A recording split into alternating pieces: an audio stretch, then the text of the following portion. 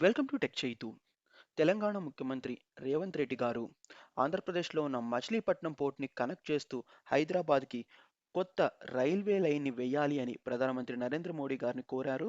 ఆ వివరాలేంటో మనం ఈ వీడియోలో తెలుసుకుందాము. కొద్ది రోజుల క్రితం హైదరాబాద్‌లో ప్రధానమంత్రి నరేంద్ర మోడీ గారు చర్లపల్లిలో నిర్మించిన కొత్త రైల్వే టెర్మినల్‌ని వర్చువల్‌గా ప్రారంభించారు. ఆ సందర్భంగా తెలంగాణ ముఖ్యమంత్రి రేవంత్ రెడ్డి గారు హైదరాబాద్‌కి మచిలీపట్నం పోర్ట్ నుండి డెడికేటెడ్ రైల్వే లైన్‌ని కన్‌స్ట్రక్ట్ చేయాలని అడిగారు. ఆల్రెడీ చాలా రైల్వే లైన్స్ ఉన్నాయి కదా! మచిలీపట్నంని హైదరాబాద్‌తో కనెక్ట్ చేస్తూ వయా విజయవాడ, ఖమ్మం, వరంగల్ మీదుగా వయా గుంటూరు, నల్గొండ మీదుగా. మళ్ళీ కొత్తగా డెడికేటెడ్ రైల్వే లైన్‌ని వెయ్యాలి అని ఎందుకు అడిగారు అంటే, హైదరాబాద్ ల్యాండ్ లాక్డ్ స్టేట్. అంటే హైదరాబాద్‌కి సీ అనేది లేదు. చుట్టూ అంతా ల్యాండే ఉంది. మన ఎక్స్‌పోర్ట్స్, ఇంపోర్ట్స్‌లో సిగ్నిఫికెంట్ అమౌంట్ సీ రూట్ ద్వారానే జరుగుతాయి. అంటే ఈ సీ పోర్ట్స్‌కి చేరుకుంటాయి. అక్కడి నుండే ఇతర ప్రాంతాలకు తరలిస్తూ ఉంటారు.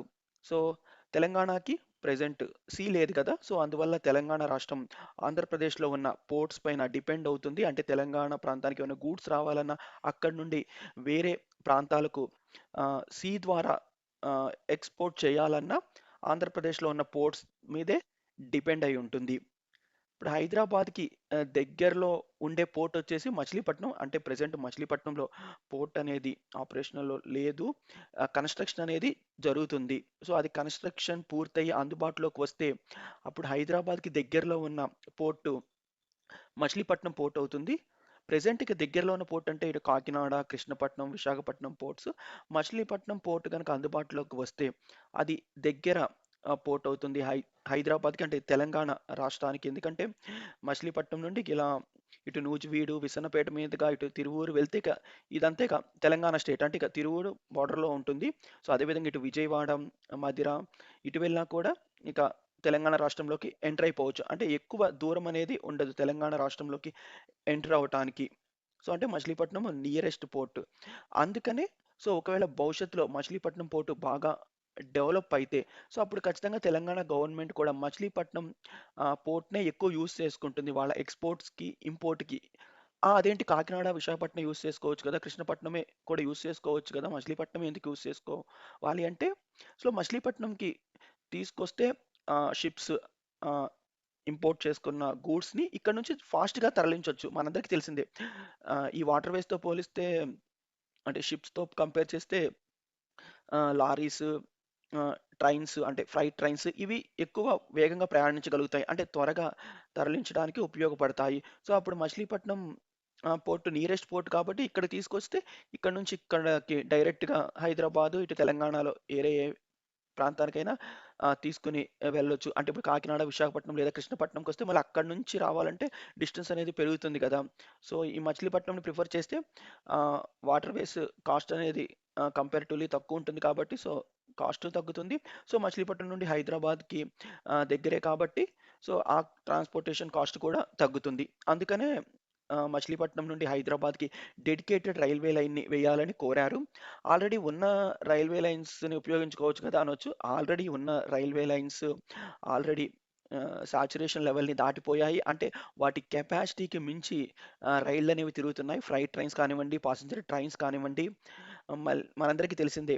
రైల్వేస్ వాళ్ళు విజయవాడని కనెక్ట్ చేస్తూ ఇటు ఖరగ్‌పూర్‌కి ఇంకా ఇటు నార్త్ సైడ్ ఏమో ఇటార్సీకి డెడికేటెడ్ ఫ్రైట్ కారిడార్స్‌ని నిర్మించాలని ఇండియన్ రైల్వేస్ డిసైడ్ అయ్యింది. సో, ఎందుకంటే ఆ డెడికేటెడ్ ఫ్రైట్ కారిడార్స్ అనేవి ముఖ్యంగా ఈ ఫ్రైట్ ట్రైన్స్ కోసమే ఉపయోగిస్తారు.